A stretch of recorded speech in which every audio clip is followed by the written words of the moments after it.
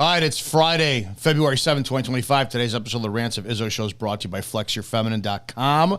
FlexYourFeminine.com. It's all things female, like the real females, not the ones that pretend to be. It's as simple as that. Even though not a lot of you dudes, you want to.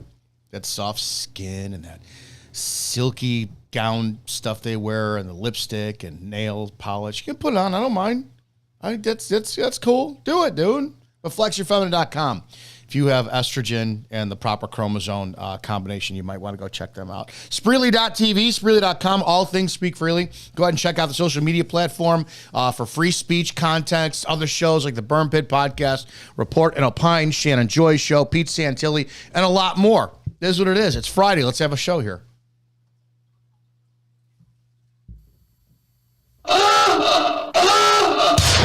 Prepare yourself.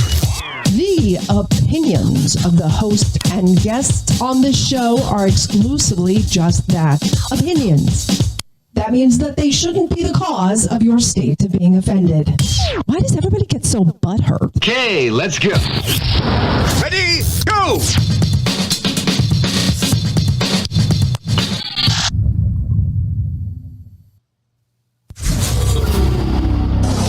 Sit down, shut up, and pay attention. Damn!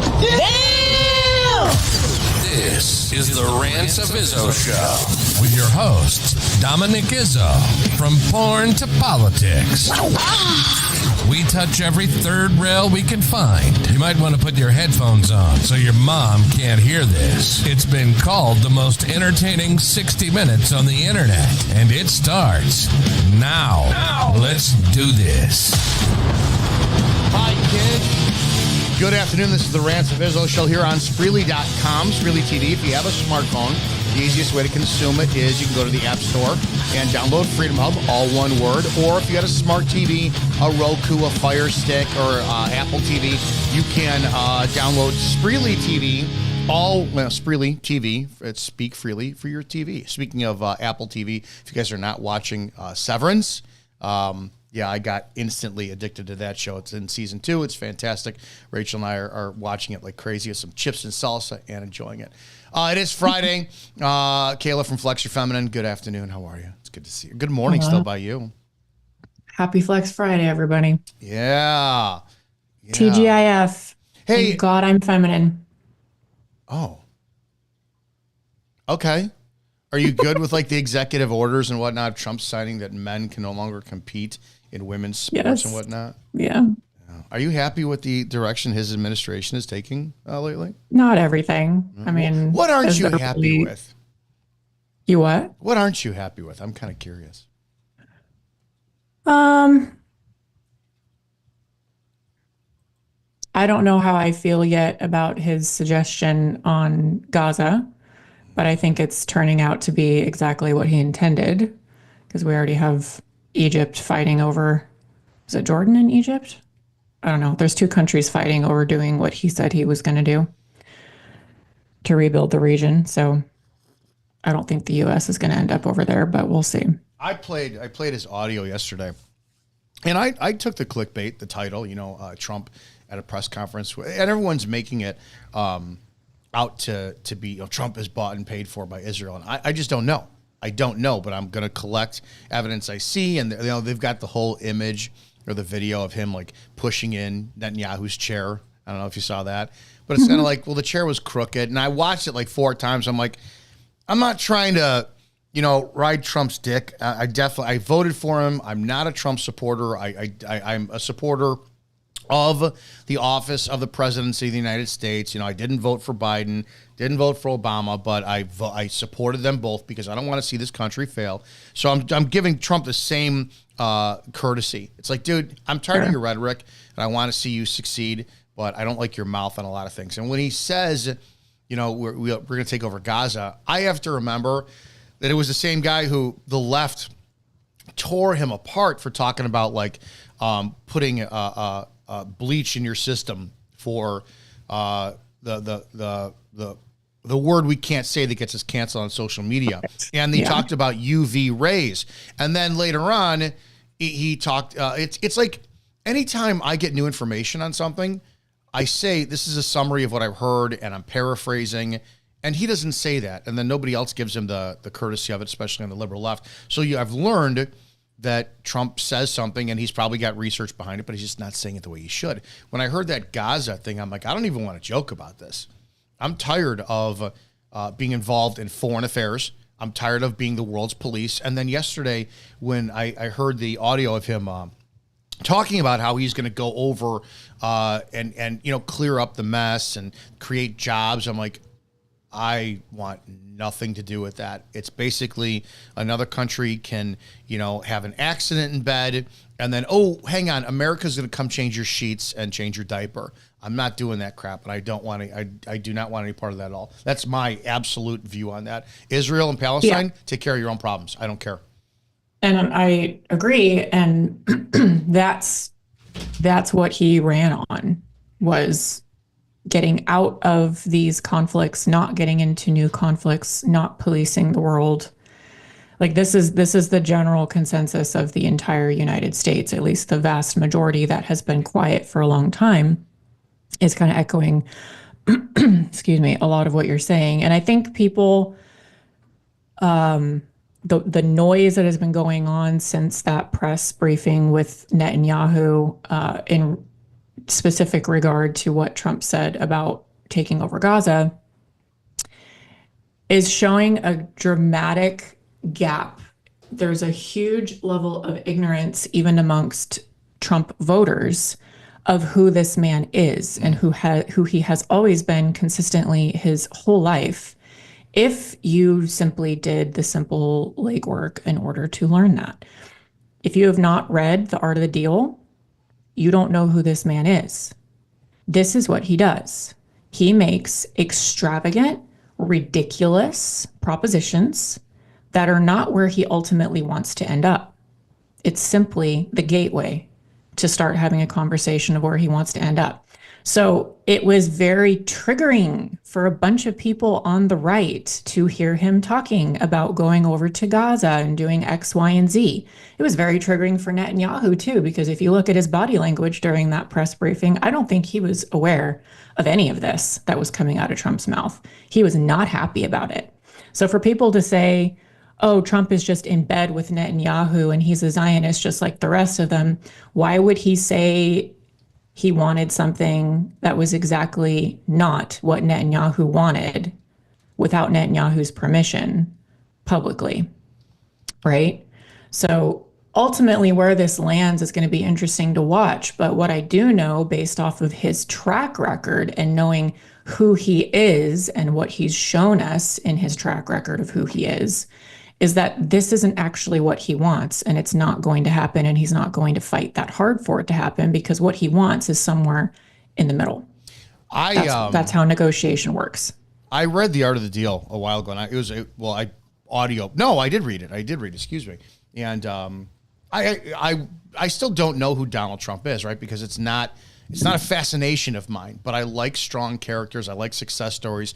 I like modeling after aggressive, winning people, athletes. I like Olympic athletes, because to get to that level of amateurism, but at the highest level, requires a ruthless mindset.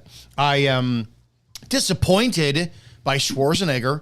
One of the greatest examples of America's success story, a foreign immigrant with a ridiculous last name and an inability to speak English that anybody understands it. And what does he do? He becomes the number one bodybuilder athlete of all time. And then he decides to reinvent himself and get into acting. And he becomes, he blows away John Wayne as the number one box star action hero of all time. Then what does he have to do? I'm going to go into politics. And on his first try, wins the governor of the largest state. And he marries into an empire. The Kennedy family, for the love of God. Wow. He just keeps reinventing himself and whatnot. But to get to that level, you have to be a complete jagoff. You step on people. You are going to crush people in the path. And the problem I have with this nation and the pussies that we've become is that we think, and everybody's heard this saying, nice guys finish last. And I didn't understand what that saying truly meant until probably the last several years of this nation, and how, we all want this peace, love, and hair grease, and we see how far behind we're falling. To make a point, for some strange reason, my YouTube channel has been pumping in the Apprentice movie in my feed, like little clippets of it. And I have really no desire to see it, right? Because I don't want to watch whoever directed it, what they made Trump out to be, and I don't have any desire to see it. But one of the characters who I like, he was in The Big Short and in a couple other films. He actually plays a guy named Roy Cohn. And I had no clue who Roy Cohn was. I think I've heard his name a couple times and whatnot. And I started to watch these clips with this Roy Cohn. And I'm like, okay, so they're making Trump out to be somewhat associated with a homosexual man, and they're alluding that Trump might have had relations with this and that. But it kept getting pumped into my feed more and more and more. So then I started to research, who the hell is this Roy Cohn guy? And I started paying attention. I'm at a weird place. I like who Roy Cohn was. The guy, Jewish, clearly didn't like, apparently, his heritage. Lawyer, scumbag, absolute scumbag, vilified beyond belief. Utter winner. The guy loved to win, and he had philosophies like attack and attack and attack and deny everything, never admit anything, which is the exact opposite of what I do. I admit everything, and it just takes the fire out of shit, and always declare everything as a victory. And I started to look at his tactics, and I watched these like 2020 interviews and this HBO documentary on him, and you started to see like Roger Stone was associated with him. And I'm not going to lie, as far as his philosophies, I'm a fan of Roger Stone. You know, Roger Stone, for those who remember, came on 4 years ago. The guy promised me 15 minutes for an interview, gave me 47 minutes. And at the end of it, just boldly, he said, I'd like to declare my loyalty and love for my Savior, Jesus Christ. I was like, holy shit, dude. You know, that was Roger Stone doing it. But the point being is, if you look at all of these successful men, yeah, they are ruthless. They are utter ruthless. So when it comes to what your point is saying on Trump, I think this is a game for him. When you really think about it, you're in the seat of power as the leader of the free world, and it has got to tickle his fancy like nothing else. Being able to say, we're going to go to Gaza, and knowing it's going to piss people off, not giving a shit about what they think. Because the end result, with his mind, he's already thinking what he's going to achieve on it. It's got to be like fucking an orgasm for him, because it's a game. So I give credence to what you're saying. He's making the biggest deals available on the planet now. What bigger deal? Yeah, what deal guy? That's the chase, right? Yep. It's like your first real estate deal. You sell a house. You're like, oh, this is awesome. And then maybe you work up to selling an apartment building. Then you build them. Then you it's got to be a victory and a half. How many of us, if we ever got to the level of like real estate mogul, and we got the permit in a Chicago or in New York or in LA to get the prime spot out there, and we beat the city hall to get the permits, to jack up the skyscraper, to piss people off, and our name goes on the building, how many of us would go, okay, that's enough, we're not going to tempt fates again? But this guy just keeps going and going and going to where he's going to go, now I'm going to go to the Middle East. And if I could broker deals in New York and all this shit, I could win the presidency once, twice. I think in his mind, he wants to be the one to solve this Middle East problem when no one in history has. I think that's what he wants. Yeah. Yeah, I don't think he wants to be on Mount Rushmore. I think he wants his own mountain. Yep. And it's like, you know, I think that the MAGA people, the far right that are just mega Trumpers, maybe not MAGA, but they're like mega Trumpers. I think it would do them well to be really honest about recognizing that Trump is a narcissist. Oh my God, yes. Instead of pretending like he's some Jesus figure, because he's not. I don't think he's an evil person necessarily. I also don't think he's the savior of all mankind. So, you know, that title is reserved for Jesus Christ. So if we could just be honest and say, yeah, he's a narcissist, and as long as it's benefiting our country, I don't fucking care. When you think, how bad is narcissism though? When you think about it, so go back down, and this is what America's missing. Right? Everyone wants to talk about make America great again. How can you make America great again? And this goes back, right? If we're going to throw in everything lately, and it's my fault for this, we always blame, like, oh, it's the Jews' fault. Think about this for a second. And I've been trying to have, what is that meme from It's Always Sunny in Philadelphia with the guy and the red strings all over the place? Yeah. If you really look at it, right? I've said for years there was that saying, and I can't find who said it, that Muslims, they talk about Muslims, and Islam will take over the world without firing a single shot. I don't think that's the case. I think it's Judaism. I think it's that bullshit Judeo-Christianity crap, because when you look at it, Islam, they're aggressive, they're masculine, they're violent when it comes to their faith. There's one faith that really isn't, and they act like a victim on everything, especially from their masculine standpoint. And again, I will get generalized, and I'll get really in the racial mud here. But you ever shake a hand of if you've ever shaken hands of men, you line up, you shake a hand of a Hispanic guy, it's like a fucking concrete grip because they work like crazy. Polish guys, concrete brick because they work like crazy. Some white guys, okay, whatever. Black guy, concrete grip. But you go to a Jewish man and you're like, oh, you count money. You're a money counter. You can just feel that. It's non-masculine. So when you talk about it, how can a non-masculine group of people take over the world? Well, it's going to be without firing a shot. Point being is, that's where you get the whole toxic masculinity crap coming in and dumbing down your men. Your men who don't want to achieve, don't want to do this. Turn the other cheek. Jesus said so. All this crap. I think that narcissism, I think it's healthy as shit when it comes to providing for your family. Do you want people walking around like, I need to be stoic, and I need to be more Marcus Aurelius like, and I need to just meditate on my feelings, or do you need men who are like, no, I need to go out and fucking provide for my family. You've got the spot I want. I need to outdo you, and I need to. It's me. Narcissism saves men. I am convinced that the word narcissism has been vilified, and it really is like, no, you need to actually step up to the plate, love yourself, be a fucking man, and go out and achieve, because the antithesis of that is where we're at with the pussified America today. And that's why they're not used to people like Trump or anybody, or they demonize anybody else stepping up. I say make narcissism great again. I can see that. I think people don't understand when you're speaking about narcissism, there's a huge spectrum. It's not just one point on the graph. There's a bell curve, there's a huge spectrum to narcissistic behavior. And there is an extreme to that of narcissists who are abusers, and that's all they do. That's all they can do. They're psychopaths. But I don't think that's what we're dealing with Trump.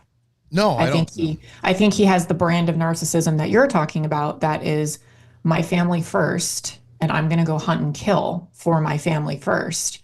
And this pussified, toxic masculinity, feminist run culture that we now live in America on the left doesn't know what to do with that. I mean, the right voted for it, so they understand it at least subconsciously. But the left is freaking out because they're afraid of it. They don't know what to do with it. Yeah, we vilify praising men for achievement.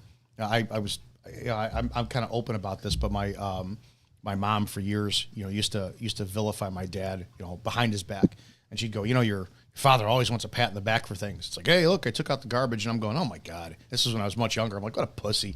Until I started realizing I like getting a recognition for the simple shit I do. I can't explain why that I could build whatever, and the money that comes in is awesome, cool, whatever. The network that builds whatever, but just to hear a couple people go, dude, that's fucking awesome. You did a great job. That's more value than anything else. I think that's what men are so simple. We need that praise. But again, you have a system that wants to destroy men in America. Weak men want to destroy America. So what do? We pollute them with distractions, with alcohol, drinking, porn, all this shit. And then you tell your women, well, let's make you dominant ones, and you got to compete with men. Don't praise them. Don't praise men and their achievements, but you could compete with them, and let's destroy men on the outside. I think because we want you to be the narcissistic ones. Look at how that's turned out in culture. Because men and women, all the way back to the beginning of time, we have been instilled in our software system, the way that we're designed, to have a desire to be seen. That's where the appreciation comes from. For men, they need. You guys have a very primal need to be appreciated, for your efforts to be seen and to have gratitude, respect. Like, these are very primal needs, completely natural, completely biological. Women have the same type of primal need on the other side of the spectrum, to be seen, to be appreciated for what she brings to the table, which is beauty, spiritual leadership, energy. We give back, you guys give, we give back. It's a circuitry. That reciprocity is very, very valuable from the feminine side of the component. So that, what you started to say, where we turned the feminine, matriarchy, that kind of replaced like the patriarchal, that outcry of feminism, replacing the patriarchal structure of society and turning it into a matriarchy. We haven't fixed, quote unquote, narcissism. It became this dirty word and dirty traits in the masculine side of the spectrum, but it just became applied to the feminine somehow, like it was okay. The whole feminist ideology of women can do anything men can do and we can do it better and yada, yada. It's all competitive, like you were saying. It's turned into narcissism on the other side of the coin. And feminist toxicity is, in my opinion, sometimes a lot worse than the masculine, quote unquote, toxic. The narcissistic brand of the female feminist side of the coin is so dark and so subversive. It's psychological warfare when it comes to the feminine, because it's the unseen realm. Versus men, it's like they're just going to punch you in the face. Women, it's like, let's go underground, behind the scenes, like spiritual psychological warfare at that point. It's crazy. Women are so ridiculous. Hey, today's brought to you by flexyourfeminine.com. Can you tell everybody a little bit about flexyourfeminine.com and how awesome it is as we all take a look at the flexyourfeminine.com website? Flexyourfeminine.com is all for women to train and eat femininely, the way that we were designed. So we're going back to the biological truth of who we are with XX chromosomes, ovaries, uteruses, vaginas, all the things. We love vaginas. How it affects. Do what? We love vaginas. We love vaginas. How that physiology and biological truth affects every aspect of our lives. It affects our psyches. It affects our cellular nature. It affects, obviously, our hormones and our bodies. And specifically, I draw conclusions and offer protocols for women to address their fitness, take responsibility over their health, their nutrition, their relationships with food, their relationships with their bodies, and how that bleeds out into every area of your life. Whether you're a career woman, whether you're a mother, whether you're married, you'd like to be married, your sex life sucks, whatever. It affects everything. And coming back to the biological truth of who you are as a woman and how you were designed really cements your identity and gets that going on the right track. So that's what Flex Your Feminine is all about. Come check us out. Yeah, you're not a man. Just to let you know, ladies, you're just not a man. I want to play a little bit of the audio for those who are catching up with You've just been listening. Trump and the Netanyahu. We're going to take over Gaza stuff. This is just from a press conference yesterday. We'll take over the Gaza Strip, and we will do a job with it, too. We'll own it and be responsible for dismantling all of the dangerous unexploded bombs and other weapons on the site, level the site and get rid of the destroyed buildings, level it out, create an economic development that will supply unlimited numbers of jobs and housing for the people of the area. Do a real job, do something different, just can't go back. Yeah, no, I don't want any part of that. I mean, sure, awesome. If you want to go and buy property, man, and make Trump Tower, over there, that's awesome. You do you, boo. I don't, to be honest, I don't like any sound of that whatsoever. Hey, we're going to go and level the buildings that you guys bombed. I say this all the time. It's like if you personally have a problem with your neighbor and you hate your neighbor and, I don't know about the issue, but you're like, hey, can I borrow a pack of matches and some gasoline? I'm like, that's fine, dude. Whatever. That's fine. I'm not going to be held responsible for facilitating your war. But if you say, like, if I go to your house, 5 times for dinner, and every time dinner you're bitching about your neighbors, and you're like, I'm going to light the house on fire. And then you're like, but I don't have any matches and gasoline. And I go, all right, listen, I could loan you matches and gasoline, but you have to return it to me when you're done. I need to be held just as fully responsible for the destruction you do. I don't want accessory. Yeah, we are an accessory for the war over there. I don't care. And just because I'm anti-Israel's war doesn't mean I'm pro-Palestine. I don't know anything about the Palestinian people. I don't want to. It's not my focus. It's like you have all these people bitching about Elon Musk and he's going and checking out what the government is spending and this and that. Dude, I almost wiped out on the driveway the other day for an ice storm going to get the mail. You really think I care about what the government is doing right now, let alone 6,000 miles away in another country? I'm more worried about what's going on in my life, the stuff I can control, the projects that I work on, and my everyday benefit for here. But as always, such a narcissist. What's it? You're such a narcissist. I am. But apparently I'm not enough because guilty. I still don't go to my own village hall meetings, which I need to, because if I constantly preach about worrying about I should have been that's how ridiculous it is that they'll say that you're a narcissist for simply wanting to focus on you and yours. And the reality of the situation is that individuals are not designed to have the bandwidth or the capacity to deal with every problem that everyone in the world is experiencing in every place at every time.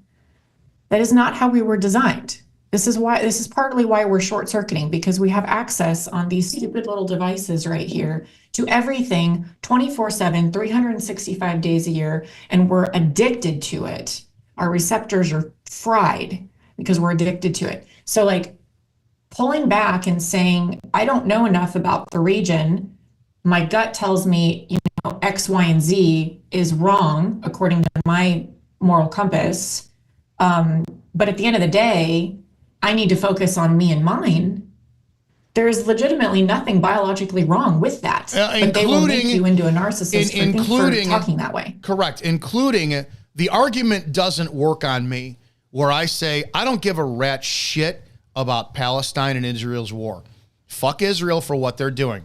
Oh, well, that means you don't care about the dead kids over in Palestine. No, not a single dead one of them. I didn't know who they were yesterday. I'm not going to know who they are tomorrow. You could flash up dead kids fucking, because I can guarantee you out there, I'm probably one of the only people, if the only person in this audience at all, who's actually ever held a dead child. So number one, I don't give a fuck. Number two, you give a fuck about the dead kids over here? Does anybody care about them over here? So it's a load of shit when people use that argument. Well, that means I will wall up the necessary empathy that is required to, I'm not going to be paralyzed over images online and cry about poor children I never knew about. It's not like I'm not going to fall victim to Sally Struthers coming up on TV.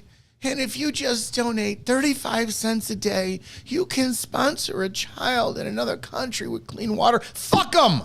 I don't care, because that paralysis. And can we even trust any of that is actually happening as it's promised to happen anymore? Because what we're seeing unfold right now is who was Sally Struthers co-host with or co-stars with?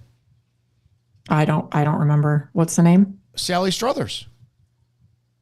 Yeah, I don't know who you're talking about. Let me get her character name. This is how narcissistic I am. I'm so unplugged from certain things. Struthers. I don't know who she is. I don't think she's still alive. She's 77 years old. Sally Struthers used to, I'll give you her character's name. Her character's name, well, I think it was Gloria, right? Yeah, it was Gloria.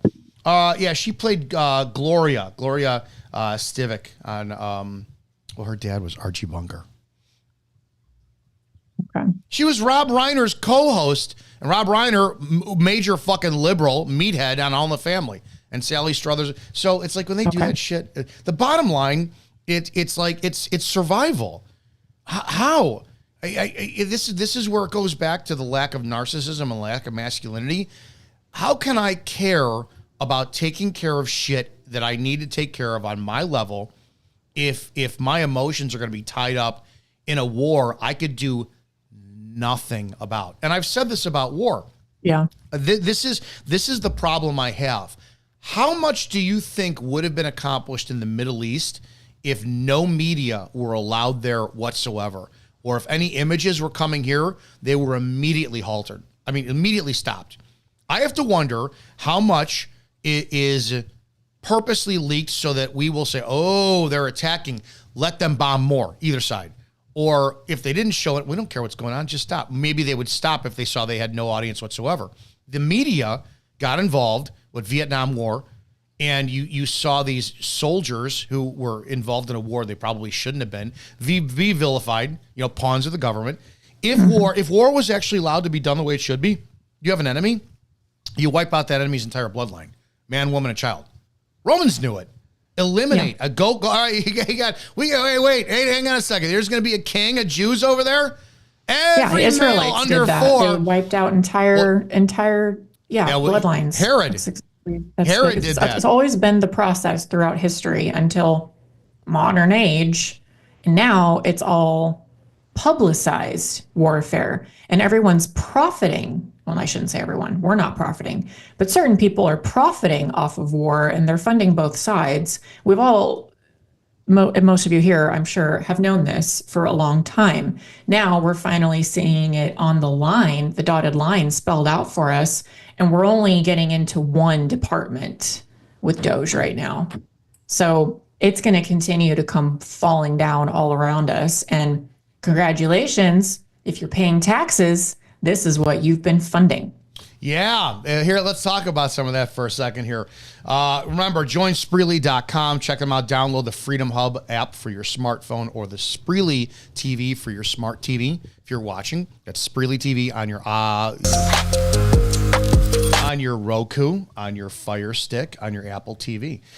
Senator Joni Ernst, the Republican from Iowa, published a list of projects and programs. It says the United States Agency for Internal Development, the USAID, has helped fund across the years, highlighting it is wastefully dangerous spending that has gripped taxpayers until the Department of Government Efficiency, DOGE, has stepped in, funneling tax dollars to do risky research in Wuhan, sending Ukrainians to Paris for Fashion Week. USAID is one of the worst offenders in the state of Washington. All around the world, Ernst posted to X on Monday before rattling off a handful of examples. Under the Biden administration, the USAID awarded $20 million to a nonprofit called Sesame Workshop to produce a show called Alan Sesame Iraq in an effort to promote inclusion, mutual respect, and understanding across ethnic, religious, and sectarian groups. Can I point this out for a second, just to let everybody know? This is my ultimate argument for you fucktards out there, you liberal morons out there who think that DEI is anything new. And let me explain to you how DEI is the stupidest concept in America, and it's actually promoted to infiltrate your business, your company, your program, your group, to water it down and destroy it, right? Just look at I think, May 2024 article that talked about all the black DEI hires who were doctors, how a lot of them couldn't even pass like basic anatomy courses. The problem is you're dumbing down based on skin color, gender, all this shit, right? But it's nothing new. Now, I was born in 1975. I'm going to be 50. In less than 40 something days. Can you take a wild guess I've always said this is what shaped me in America. If you get one of these right, it'll be impressive. There were two major programs as a child that I watched that gave me an incredibly well-balanced and healthy sense of development. Can you name one of them? Well, I was born in 89. So probably weren't the same shows. No, that's why my generation's better. The number one was Sesame Street. The two shows that shaped me as a human being were Sesame Street and Tom and Jerry. I learned morals and counting and colors and kindness. I liked Tom and Jerry. Tom and Jerry was still around. I had 60s Tom and Jerry gave me a headache, but I learned the violence of Tom and Jerry, man, and it was awesome. Point being is, if you go look at the original cast of of Sesame Street, it's all colors. You've got Hispanics, you've got blacks, you've got whites. It blows me away, right? And then I started to look beyond that. There was the Electric Company was another TV show I grew up on. Morgan Freeman started in the Electric Company. If anybody's ever seen the Goonies and you hear Sloth yell, "Hey, you guys," that was actually Rita Moreno, a Hispanic woman who was a Puerto Rican dancer in, a West Side Story. She yelled, "Hey, you guys." Oh, my God. That's not a white woman. If you kept on going on. 3-2-1 Contact, WTTW show. That had a very famous segment called The Bloodhound Gang on it, which had an Hispanic guy, a black woman, and a white kid. All somebody has to do is go on YouTube and type in 1980s television commercials, and you could watch all the black families on there, Asian families and shit. So this DEI crap is a load of shit. It's a fucking lie. It's a lie. We had the Jeffersons, 227, the Cosby Show, which they could. Somebody said this, and I'm getting off on a tangent, but you ever notice something? Strong black men are destroyed in America all the time. Oh, yeah. Bill Cosby, that show's been, that show, number one TV show. You name me another show that every race across the board watched that was like the Cosby Show. It was in our households all the time. But what did they do? Vilify, he's a rapist. They had to destroy Bill Cosby, his reputation, to remove the positive message that show was. To say, we don't have black representation on TV. Yeah. We don't. Well, they did. Look at what they did to Michael Jackson. Look at what they did to Prince. They made, gate him up. Michael Jackson. People forget Michael Jackson was a black man. He had a health condition, but he was a black man. Vitiligo. Did you ever hear? There's very rare audio clip, and there's witnesses who say that what he actually sounded like when he knew he wasn't being seen or interviewed. He had deep bass in his voice. He was a black man. Oh yeah, Michael Jackson was a black man. Oh yeah. Mm-hmm. Prince. Yeah. You ever hear Prince talk? That guy was a fucking genius. Fucking genius. Absolute savant. He was brilliant.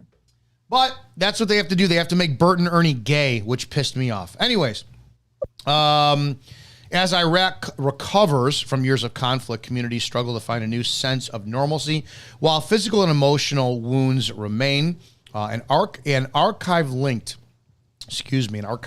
to USAID's website reads, quote, "The legacies of Iraq's conflict with the Islamic State of Iraq and Syria, ISIS, left many children without a stable home or displaced, especially those from Iraq's ethnic and religious minorities.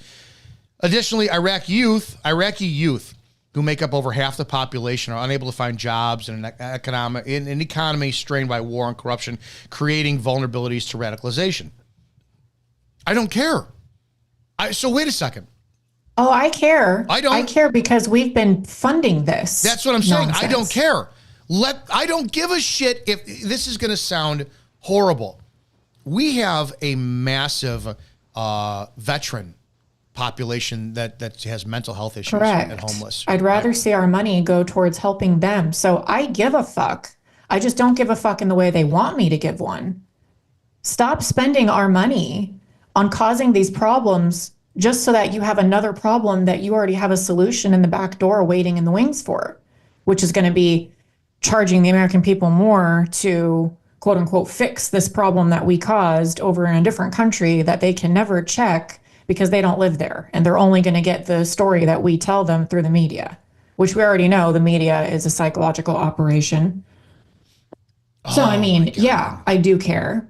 I care because we've been lied to about all of it. We can't even trust that the horror that has been going on in these states that we've been, or sorry, not these states, in these countries that we've been told is going on. How do we know that that's true? How do we know it's not a Hollywood set showing people dying? Yeah, we've seen that. Like, come on. Bev sent this over in the chat. Can you do you recognize this? This is the original cast of Sesame Street. Can you name half these people? No. Okay, let's see what I can do. All right, I got to try this. I mean, I know Tweety Bird and there's Elmo and there's Cookie Monster, but I don't know the names of the people. You know Tweety Bird? Well, Big Bird. Okay, Sorry. thank you. Big Bird. Tweety Bird was from the Looney Tunes. Looney Tunes. Thank you. Luis here. Oh shit, Maria. Gordon. Oh come on, Gordon. Oh my, Susan. Help me on the chat if I'm wrong on that one. Oh my God, I remember that. Now this is. I can't get over the car. I love the car. Yeah, apparently now this is Mr. Hooper. Now apparently my mom said I was really upset when Mr. Hooper died. I don't remember that one. Yeah, I know. Luis. Oh no, Olivia. Wait. One of these got to be one is Olivia, one is Susan. It's got to be. I know this is Linda. You know what Linda was? Oh, wait a second. Can you see what Linda's doing here with her hand? Let's talk about diversity, equity, and inclusion. I can't tell. It's pretty small for me. Okay, so that's what she said. Linda's holding up a sign that says "I love you" because Linda was deaf. So they actually had a hearing impaired woman on Sesame Street. Absolutely. Who's the guy with the white beard who looks Amish? I don't remember him. I don't remember him. Oh my God. Oh my God. Looks like he's wearing like overalls, or maybe it's an apron of some kind. This is gonna piss me off. I got a original. Oh, I don't know. They're all so cute though. Sesame Street Cat. I'm disrespecting Bob. Oh my God, Bob. Okay. Bob. Yeah, that's Bob over here. How did I miss that one? All right, the original Sesame Street cast. Let's see. I want to look at. Let's see here. David. So I really don't remember David. That's him over here. Okay. Olivia. Okay, so Olivia. This is Olivia over here with the. See that the what is it? What would we call that? Cultural appropriation dreads. Right. Susan, I had that right. This is Susan. I was right the first time. So I had Maria. How did I miss Bob? Bob was kind of like he was the voice of reason. I had Linda, I had Gordon, had Luis. This is what we grew up with all the time. Black, Hispanic, black, white but deaf. Right. Okay. So was this a result of DEI initiatives and agendas, or was this just the natural selection based off of merit and what they each brought to the table and their creative abilities? You know what I mean? This was 73? What year? I want to see what that was. Original cast year. Sesame, the original cast, 1969. Wow. 1969, man. Blows me away. Absolutely blows me away. I think that's beautiful. And that's what we mean by America being the best country in the world, is that if that is a true representation of the natural selection that this country is a proponent of, merit-based, skin color blind, right? Like we've got deaf, we've got black, we've got white, we've got male, we've got female. It's like, if that's a true representation of the natural selection that is possible in this country that we are all pushing for, I love it. Like that's exactly what we're talking about. I just have questions of, because they're part of Hollywood, were they part of the hidden DEI agenda before we were calling it DEI? Like, how far back does this go? You know what I mean? I would hope to God that didn't ruin my childhood on that, but agreed. I don't know. I do not know at all. Yeah. You sent me this. I wanted to play this because I didn't listen to this yet. It was the let me go to this. It was about So this might be the thing. Lauren Lee. Do you really think that Netanyahu is just, quote, letting the United States take over the land they've been using as pawns for 70 years? No, Bibi was. You said this. Bibi was blindsided. This is Trump's policy to contain Israel. Now, remember, most of us, myself, He has a bit of a different conclusion than I do. Okay. Than what I shared. I don't believe shit until I'm not that guy. Oh, Trump is playing 17D chess. Shut the fuck up, dude. I don't trust the plan. No one's, nothing can stop what's coming. That's because nothing's coming. But let's listen to what she has to say. So this might be the thing I get canceled over, and that is completely okay because clearly my position is the opposite of the entire internet right now. I am totally shocked at how many of you actually. She's got to do this right now, and I can't. I got to make sure I can get past that. This is the vocal fry. Yeah. You should decide if that's going to kill it for you because it is like a long clip. I will listen. We will suffer through. Or does it have captions on it? No. Oh, she should have put captions on it. Yeah, she should have. But they content would trail creators, off. put freaking captions on your videos. Okay. Actually believe that Netanyahu is literally just handing over land to Donald Trump as if he hasn't been fighting for it and shedding blood for it for decades and using Gaza as his pawn to justify genocide and atrocities and constant aggression to surrounding countries, and refuses us, his closest ally, Iron Dome technology, and bombs our US warships and then covers it up, colluding with our government.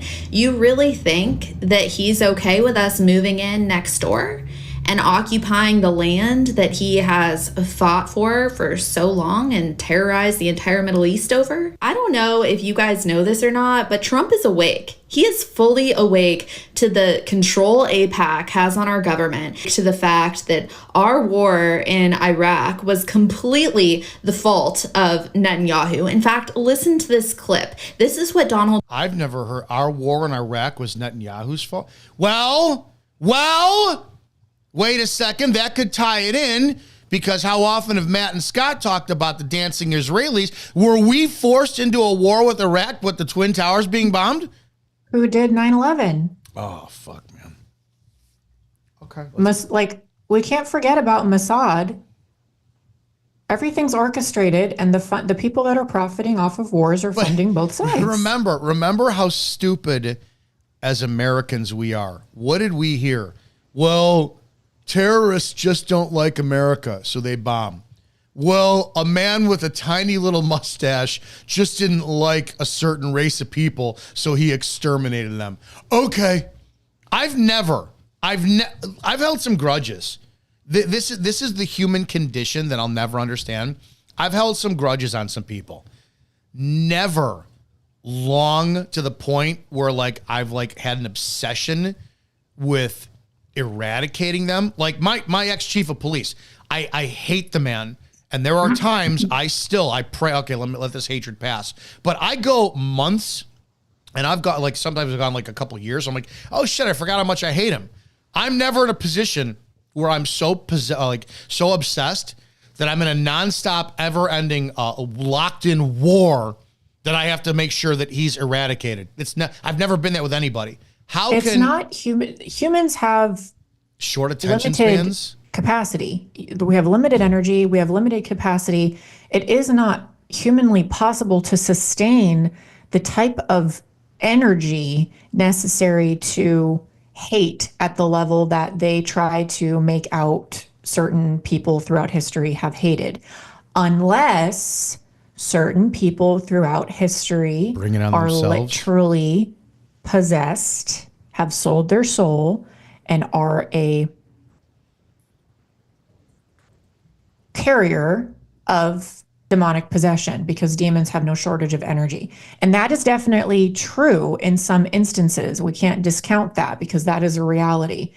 Demons need a body to affect certain things on this planet. They need authority and permission and power that only humans can give. So they need a body. But that is not necessarily the case in every single situation that we have been led to believe. But yeah, humans are stupid. So my people perish for lack of knowledge. Do you ever, what is, okay. I always wondered. Hi, Freya. What? Oh, you go. Okay. Nice pussy. I'll get to that in a second. We're going to continue to play. I got to stay on track here. We'll play our stuff. Donald Trump posted on Truth Social, literally fully exposing Netanyahu to the world. That war came from Netanyahu, actually. You know that? It's weird. And the way it is that Netanyahu had from 1995 onward the theory that the only way we're going to get rid of Hamas and Hezbollah is by toppling the governments that support them.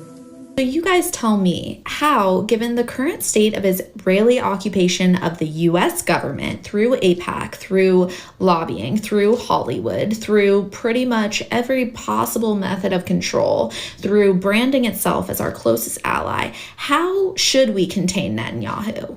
Like, give me some ideas, since you're so triggered seeing Donald Trump standing next to Netanyahu and seeing the Israeli flag in the background. You're so emotionally triggered that now you think there's some grand collusion and some grand plan as opposed to some actual strategy, some presidential strategy to contain Netanyahu. You tell me how, in this environment, we're supposed to confront and deal with Israel. It's really funny to me that so many of you claim to call out the Zionists and see through all of this kind of stuff, but yet you're not seeing that Zionists are going to be absolutely furious that the U.S. is going to be occupying Gaza, stabilizing the region. Donald Trump very clearly said the majority of people living in this area after we completely restore it will be Palestinians, and it will be a safe place for people of all faiths. There are so many logical inconsistencies and jumps that you would have to make in order to say that this is intentional. You know what that could do? If Trump sits there and he does do that, this will be a safe place for all people. And the Jewish side, the Israeli side says, no, we don't want that. If either side is dumb enough to say, no, we don't want that, they're both exposing themselves as the villain. Right. It's like, wait a second, we have a solution. We're going to do this. We'll build a 90-foot wall, 90-foot high wall. You guys will never see each other. It'll be bigger than the Berlin Wall. Live on your side, live on your side, fuck whatever, this, that. No, we don't want that. Well, let's bomb you all then. We need, you are the cockroach problem in the world. And when you, man, if you have a house and you have an infestation of roaches, you bug bomb it or you burn the shit down. Yeah, you don't build a cage for the cockroaches, actually. You don't try to coexist with them. No. You're going to keep going. Collusion and ethnic cleansing, it's not even funny. I am shocked that the people who are actually awake. And for anybody who's questioning or trying to read between the lines, yes, I am saying if a group of people, who in this case happens to be Israelis, is acting in a cockroach manner, they are fucking cockroaches. Stop trying to sit there and oh, you're just being racist about some calling out pattern recognition and shit behavior. Awake to the history of what's going on here and who know that Donald Trump has exposed Netanyahu are now freaking out just because they're a little triggered by the Israeli flag. I really think people just need to settle down, let the dust settle, look at the facts, and not just react emotionally. You know, really ask yourself, what does a containment policy of this war criminal look like in the 21st century? If it's not what Trump is doing now, what is it? I would love to know. Because even Ian Carroll, ratioing me last night to hell and back, seems to have had a change of heart within 24 hours after really thinking it through. I think when you look at the facts, thinking it through. Hang on. I think when you look at the facts, you start to see it through. Oh, Ian Carroll. I thought she said Jean Carroll. Yeah, Ian Carroll. I think when you look at the facts, you start to see that there is, there's many layers to this situation, and you can't just go blow up your alliance, right, on a world stage and say alliances mean nothing and deal with the fallout and the consequences of blowing up your alliance with Israel. You obviously have to act a little bit more strategically. But I agree with Trump that massive action needs to be taken. The two-state solution has not worked for decades. We have seen constant death, genocide, and war. And this is a man, Trump has achieved peace in the Middle East before. If there's anything I trust Donald Trump. I have a legitimate fucking question. Wait a second. Oh, this is the dumbest thing in the fucking world. A two-party or two-people state, they're saying they can't exist, right? Right. And at least one side wants the other side gone, right? Right. Where has that accusation been heard before?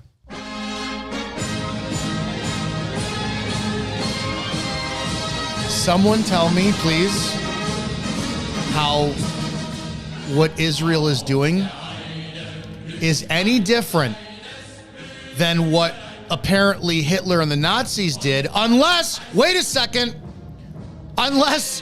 Israel's story is now nothing but a giant fucking gaslit lie because they projected what they're doing on what was apparently done to them. So is what Israel is trying to do to Palestine the real story of what they claim Germany did to them? I don't know. I think I see Kyle over there. Holy shit. And I think it's interesting questions, Dominic. Okay, I want to finish this up. Trump on, which is very few things. It is his ability to negotiate peace. So I think everyone needs to calm down. If you guys want to cancel me, that's completely fine.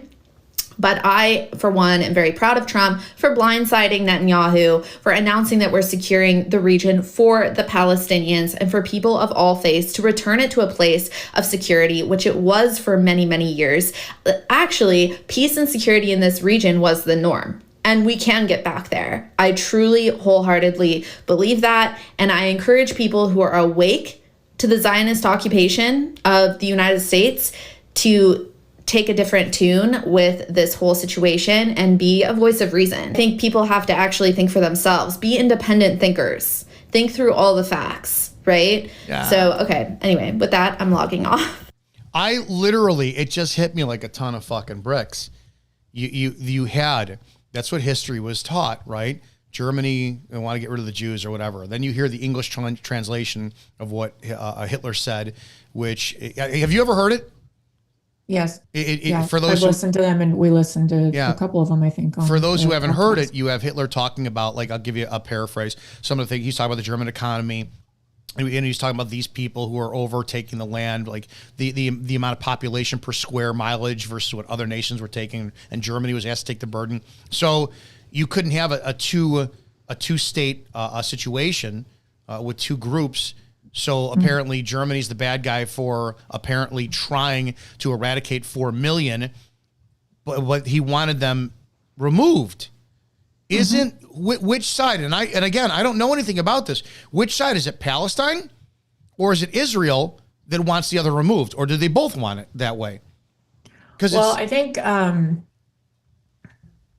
we have the Holy Land, right, of Jerusalem, with the temple that is the main center for this conflict. So apparently the Muslims think that is their holy site for their mosque. The Jewish people think that is their site given by God for the temple. So I feel like it really revolves around that site and less about the border between the two, but I could totally be wrong. You know what? If that's the case, and we're going to go biblically wise, when the third temple is built, that ushers in the Antichrist, and maybe that's it. Maybe that's what the Jews want. They want the Antichrist to come back. I mean, that's like, the more that I hear about this shit, the more it sounds like, wait a second, you want to vilify a gas chamber is so evil, but bombing children fucking isn't. Okay. Yeah. Well, and they're then just as fucking guilty. It's so messy because there's also evidence that Mossad has created Hamas. So what are we doing? I don't know. Like, again, women and children are being sacrificed because this is not only is the money laundering scam through wars and conflicts like this huge, but it's also an energetic looshing and blood sacrifice ritual for these elites. Good word. Good word, man. So all the death and destruction and pain and chaos and fear that is being drummed up in these conflicts is, on a spiritual level, sacrifice, harvesting. Okay, I don't fucking do that one either. Oh God, Maxine Waters is in the news again. Fuck, I'm not listening to her either. Again? I'm so tired of her. Yeah. Oh, yay. Oh shit. I gotta see. Hang on, this is because it is Black History Month. Let's see. I don't even know where this is at. Breaking. This is graphic footage of white inmates being used as dogs in a prison for Black History Month, and it's going viral. This appears to be black prisoners put belts around the necks of white men and walk them around as if they were personal pets. Totally disturbing. No, this is awesome. Hang on. We're going to... Oh, Lord. Yeah, we need to sit there and show this. It's Black History Month, man. Come on now. Here, you revel in the glory of this as well, too. Yeah.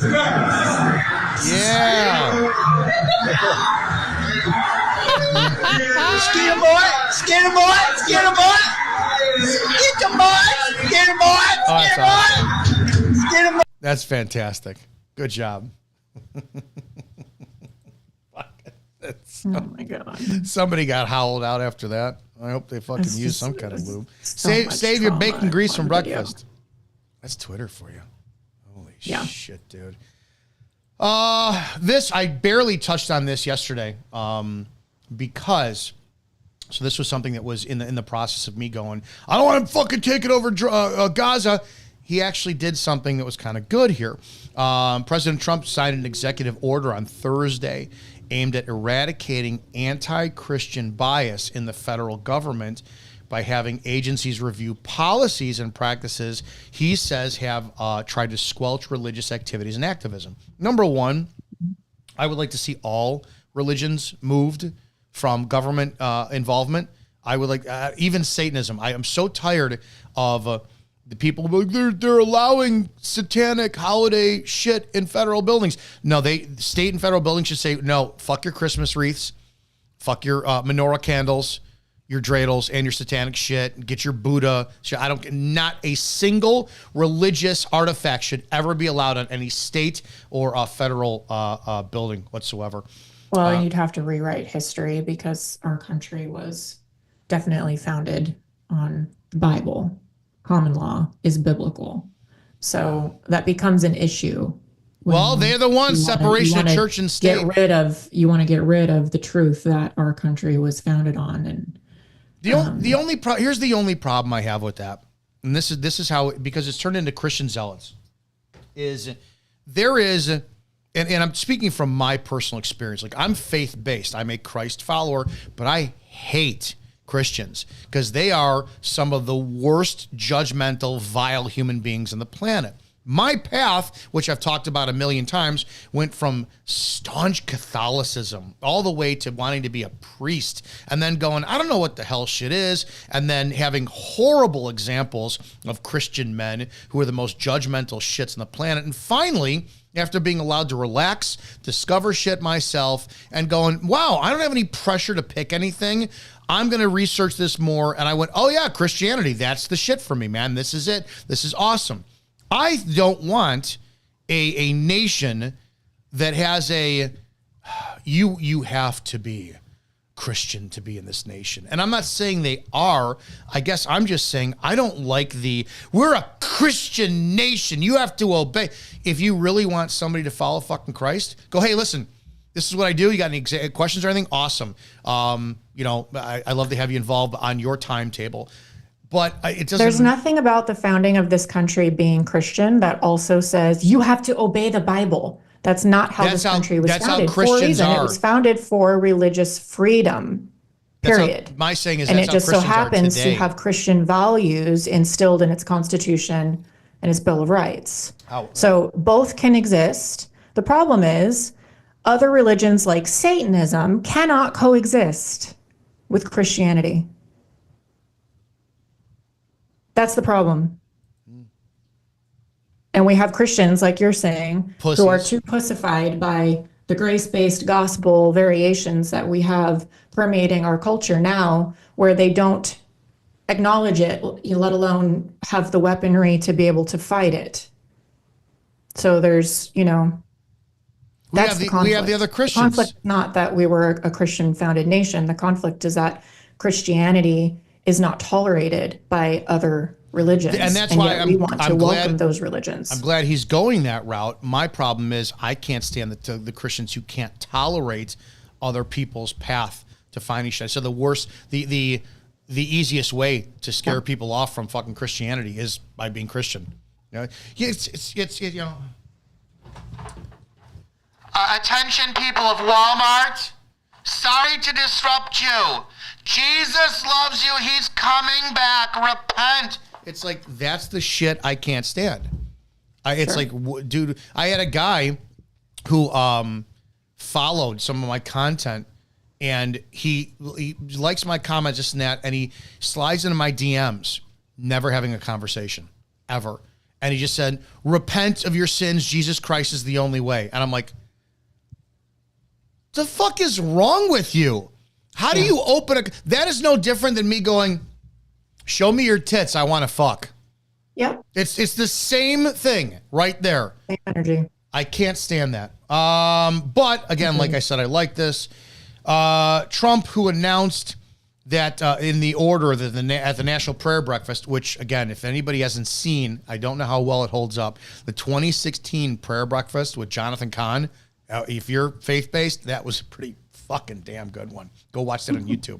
Appointed his new Attorney General Pam Bondi to lead a task force at the U.S. Department of Justice to spearhead the effort. Mr. Trump said that the task force would, quote, fully prosecute anti-Christian violence and vandalism in our society and move heaven and earth to defend the rights of Christians and religious believers nationwide. So does that mean you decided for your business that you are mentoring, coaching Christian women, and somebody comes up to you and says they're a Muslim or a Jew, they feel marginalized, and they're going to sue you? Are you now protected? I don't know. Oh, fucking oh my God. I don't know. I don't have any. There's nothing about my coaching practice that says you have to be Christian. If you went that route. I speak through a certain lens because I am Christian. And so that is how I structure my coaching and my protocols. So if you don't resonate with the Bible, you're not going to understand a whole lot of what I'm teaching and coaching. I don't feel safe with you. I don't feel safe with you. You're a Christian. See, your methodology. There's lots of Muslim fitness coaches then. I can give you references. See, that's the right. See, would you fucking ruin every show? You ruin every show. You can't. It's like playing along is not in your fucking skill set. That's the point I'm trying to make. I'm not a submissive. That's for sure. The role of actually spreading Christianity is doing exactly what you just do. Being open-minded, going, hey, you want, here's the food. You don't, I'm going to make it for you regardless. If you're hungry, eat. But what I'm hoping to see is the victimization of Christian businesses are protected. But, right. Like the Christian bakers who are like, it makes me uncomfortable on a bake, two guys blowing each other on top of a cake. They could, sure, it is what it is. Trump had said, you never heard that before. Again, this goes back to his narcissism of loving to be trend-setting. This is what he does. You've never heard that before, but this is a very powerful document I'm signing. You got it now. First time you've had it. If we don't have religious liberty, then we don't have a free country. We probably don't even have a country. This executive order is meant to reverse what it calls egregious patterns of targeting peaceful Christians while ignoring violent anti-Christian offenses. Under President Biden, It cited the convictions of anti-abortion demonstrators for blocking access to abortion clinics.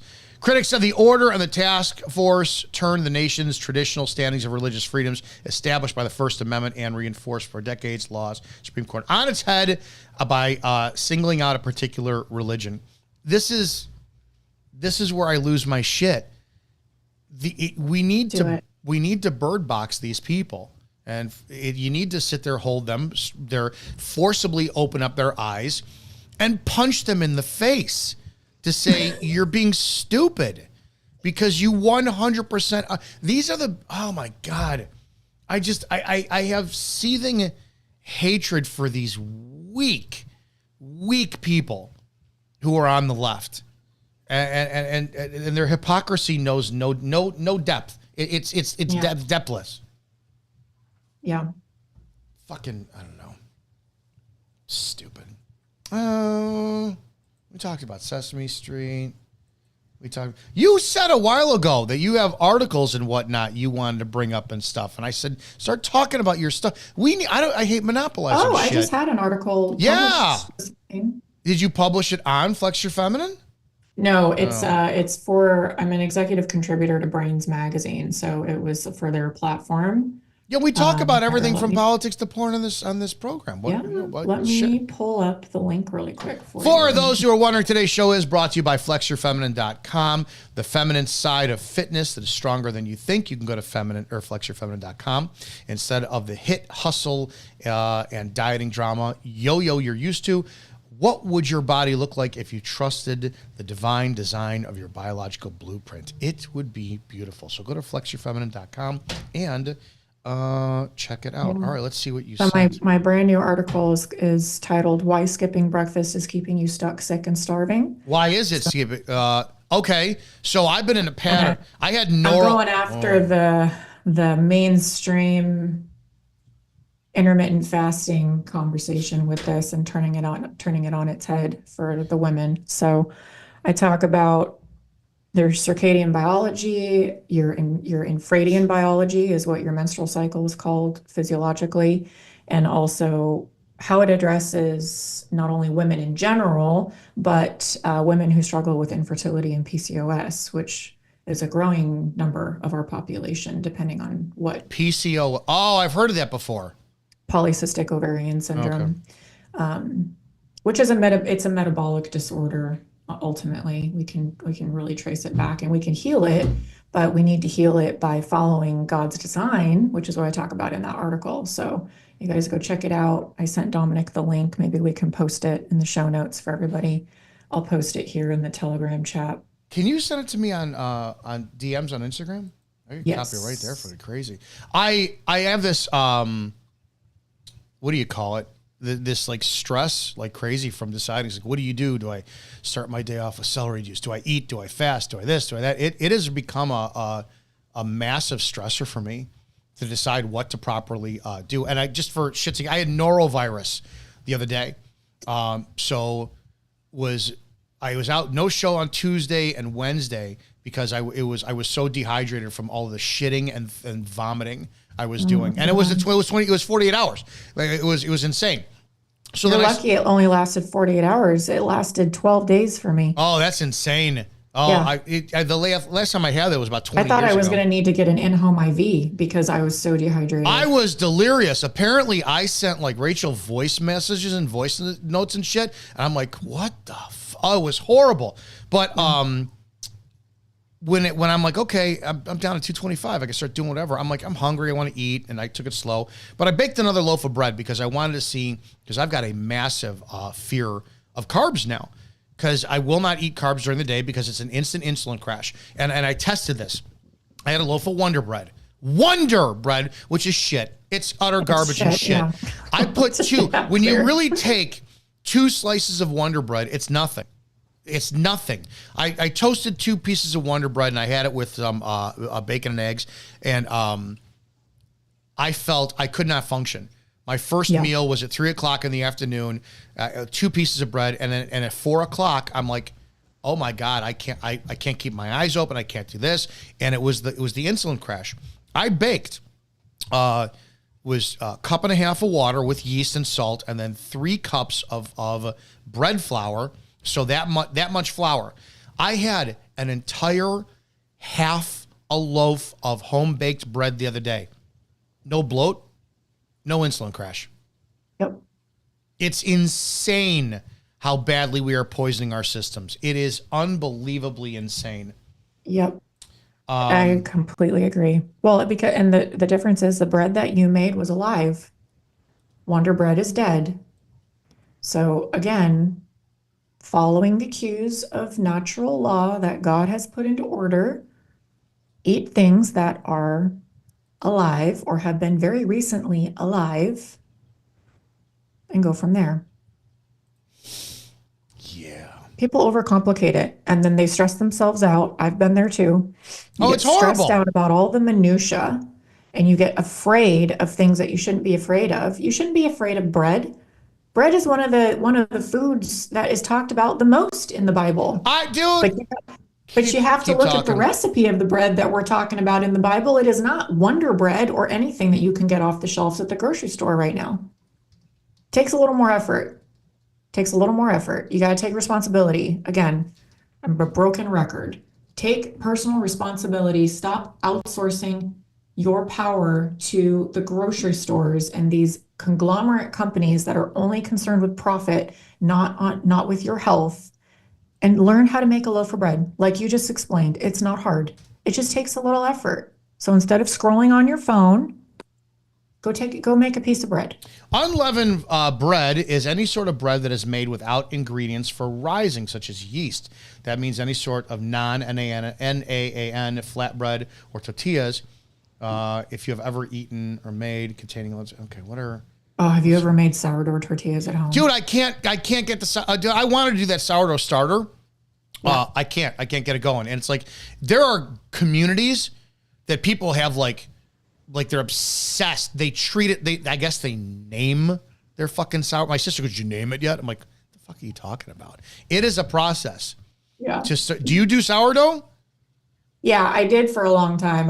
How was the starter process? Starter dried because I'm not in a place right now where I can really keep up with it. My husband went carnivore and it kind of screwed up my sourdough bread methodology. So he's schedule. Not. Oh. Because he doesn't want to eat it. So then I never really took me getting through a part of a couple of loaves and then having the loaves go bad because it's alive. It's not going to last on the shelf for weeks and weeks and weeks so that I can eat it by myself.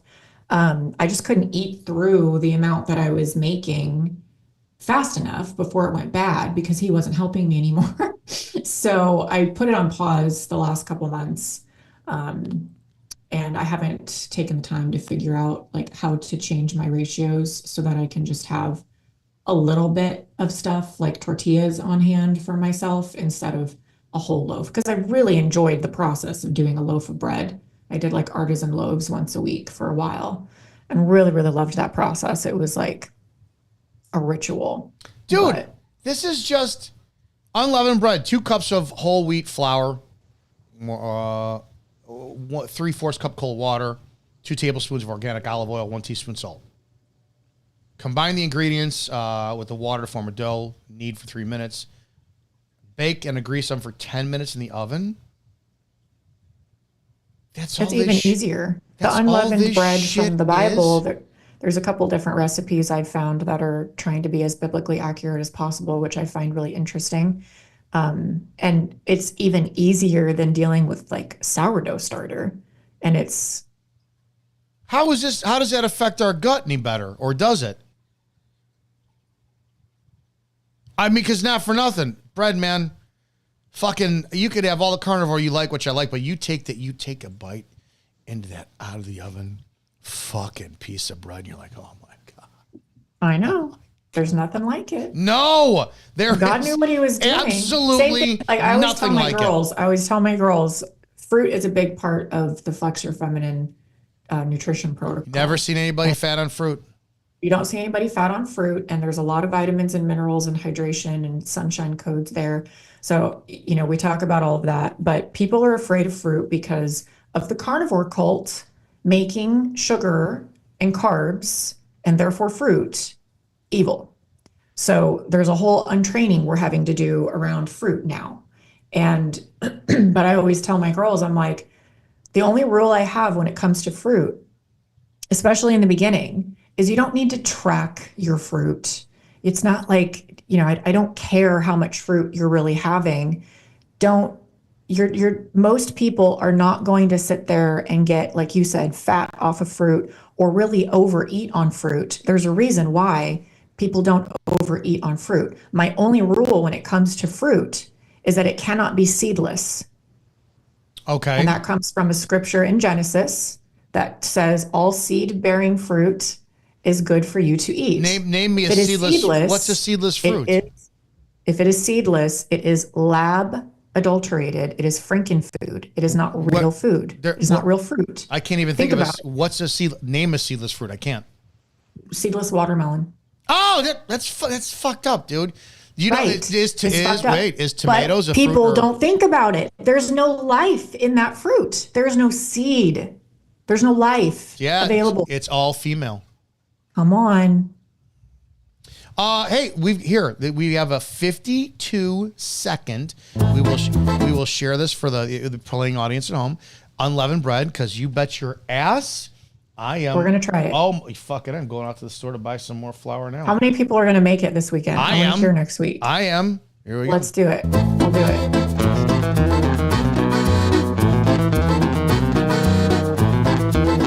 For those who can't hear it, I'll mute the music here. It's 2 cups of flour.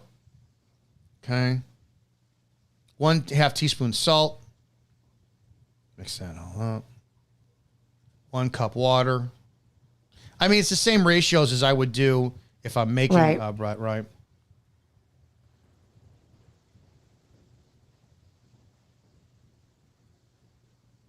Yeah, it's kind of, little chunks. Making some bread pancakes there. Okay, we're doing the rolling pin. Flatten it out. Okay, tortilla on your... Yeah, basically making tortillas from scratch. What the fuck is wrong with this? Nothing. Tortillas are unleavened bread. So my only suggestion with that, go try it. And if you already have things in your pantry, don't go spend money and try to make it perfect. Just try it, make some momentum in this area. But after you run out of whatever you have in your pantry, when you restock things like the flour and the olive oil to make this bread, really source it wisely and make sure that you're getting the organic. Look at the protein ratio to the flour that you're choosing. Some people aren't going to tolerate wheat flour very well, whole wheat flour. Other people will. There's different protein ratios to different flours, and make sure that they're not bleached. Make sure they're not bleached. Okay. So that will make it even more nutritious and nourishing for you when you're making unleavened bread. What's the danger with the yeast then? It's not so much a danger. It's just that people in the Bible didn't necessarily have access to things like yeast or the ability with their lifestyles to maintain the high maintenance sourdough starter. Like, did they have really reliable refrigeration techniques? I don't mean to be an ass, but it's like, did they know about it? Like, oh, because it's rotting. Sourdough starter, it's like spoiling. I'd be like, oh, get rid of that shit, dude. It's like, I want to know the person who thought, hey, it'd be a good idea if you see that shit that's molding over there, put it in the bread. Let's see what happens. Put it in the bread. Who thought of that? Maybe sourdough is a psyop. Maybe the best bread we're supposed to is unleavened bread from scripture. Maybe. It just makes no sense. It's like would you take a rotting piece of meat and put it in your stew? No, but it's a fermentation process, really. Oh, with wine and kombucha, right? Well, alcohol is kind of. It's just trans. It's trans bread. It's trans. All right, there. All right, Flex Your Feminine. Give us a plug again. Go check out flexyourfeminine.com, Flex Your Feminine on Instagram. I'm also on X. Just take the E out of flex. We are all about doing fitness and nutrition, fertility, lifestyle, femininely. So also go check out my new article that just dropped today. Yeah, we posted it over in the chat there, or you did. Stop starving yourself in the morning, girls. Let's get with your circadian rhythm and live in alignment with your biological truth. Yeah, I need to eat something now too. I'm hungry. I'm gonna make that damn bread, man. Holy shit, I'm excited about that. That'll be fun. I think so. All right, kids, that's it. Rants of Izzo show, Monday through Friday, 1 p.m. Eastern. You have the middle of your day, a little bit of shot in the arm, some adrenaline. We talk about all the things, and there you have it. Go follow the Berm Pit podcast, Report and Opine with Eric Butler, Pete Santilli, Shannon Joy, Evening Rants, and a lot more.